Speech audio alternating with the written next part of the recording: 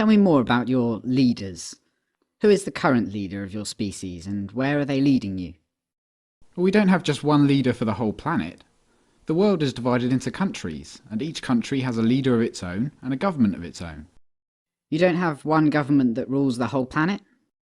No, this planet is really big, and there are billions of people on it. The world is divided up because people in different places want different kinds of leaders and governments. How many countries are there? A couple of hundred, I think. So there are millions of people per country? Yes, or hundreds of millions in some of them. And all the people in a country live under one single government?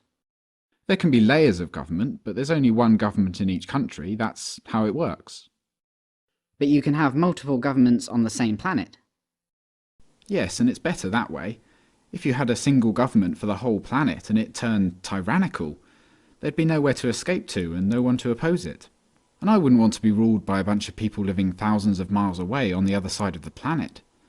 It's better having government more local, because then it's more accountable. How far is it from here to where the rulers of this country live? The capital of this country is hundreds of miles from here. So you don't want to be ruled by a bunch of people living thousands of miles away, but you don't mind being ruled by a bunch of people living hundreds of miles away? That's just how it is, I guess. Why don't you and your neighbours set up your own country here, so you can keep a close eye on what the individuals acting as your government are doing? I don't think our government would allow us to do that. So you have these countries, some big and some small, and the individuals living in each country separately choose which people are going to be their politicians and act as government of that country. Yes, although not everyone is lucky enough to live in a country where we get to choose our leaders. A lot of countries have kings or dictators or warlords running their government. People in undemocratic countries don't get to choose their leaders. So you consider yourself lucky because you live under a democratic government, where you, along with millions of other people, get to vote, and whoever gets the highest number of votes becomes leader of the government, the gang that tells you what to do and robs you. Yes, but there's more to it than that. Democracy isn't the only thing that's great about the government of this country. In fact, democracy itself is not an ideal system at all, everyone knows that. With a pure democracy, the majority rules, because the politicians do whatever the majority of people want them to do, and this can be a problem for minorities. We know this.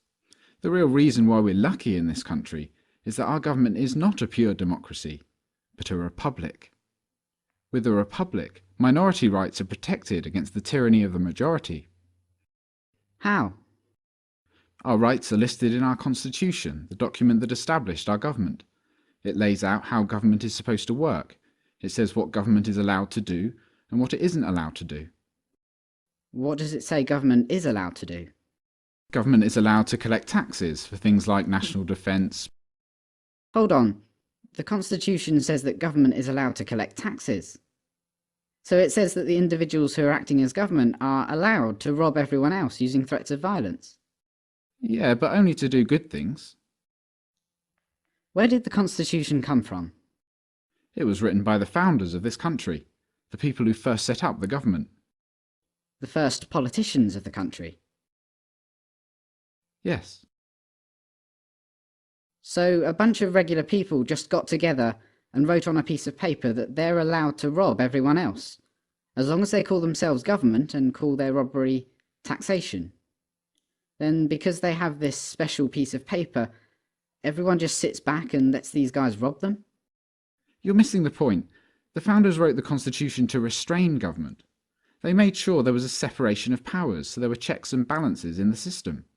They did this to strictly limit the power, size and scope of government. They made a list of things the government can do and must do, and everything else the government can't do. They even wrote about specific things that the government can't do, like violating the inalienable rights of the people to life, liberty and the pursuit of happiness. Okay, but I don't see why the piece of paper is so important. I mean, hypothetically, what if the majority of the people want government to do something that the Constitution says government shouldn't do?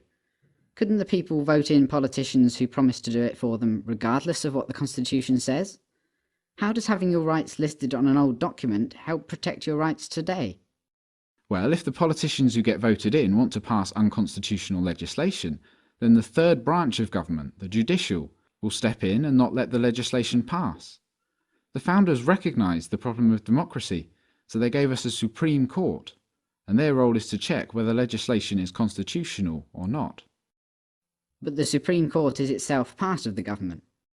Yes, politicians get voted into positions in the executive and legislative branches, but the judicial branch is made up of judges.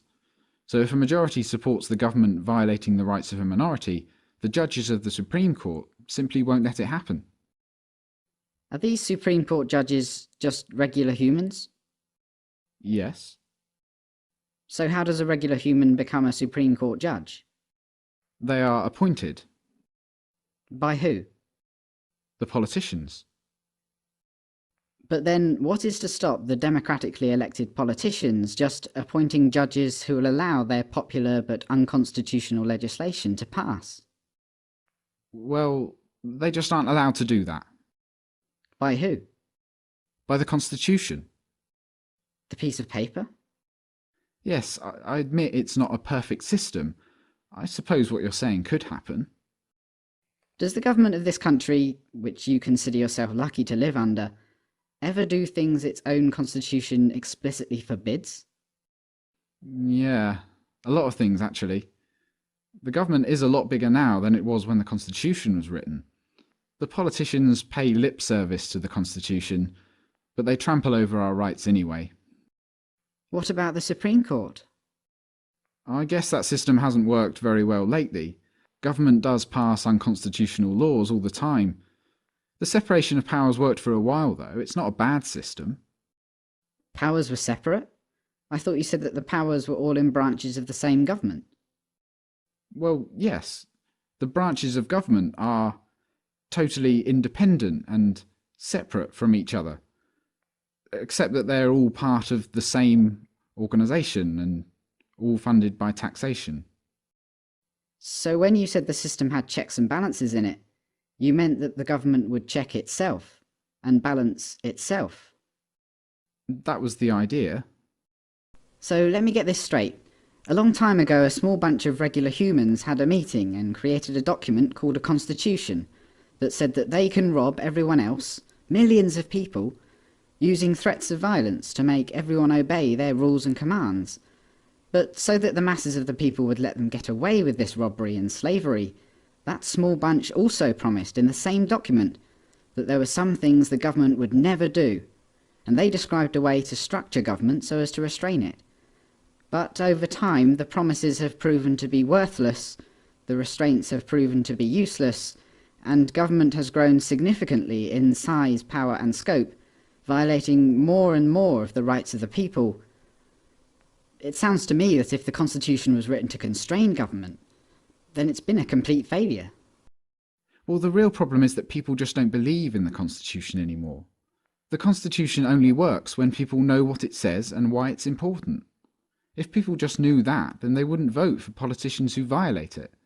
An informed populace, that's the only way to really restrain government. Wait, you said you feel lucky because this country is a republic, not a democracy, and a republic has these supposed checks and balances that prevent government from violating people's rights, even when a majority wants to violate the rights of others. But now you're telling me a republic can only work if people refrain from electing politicians who will violate the rights of others in the first place. That's the same as a democracy. We're back to where we started. I see your point. Is there anywhere on the planet where government is, despite the imaginative labels, anything other than a gang of thieves and bullies? But there'd be chaos without government. I'm sure that's what they tell you.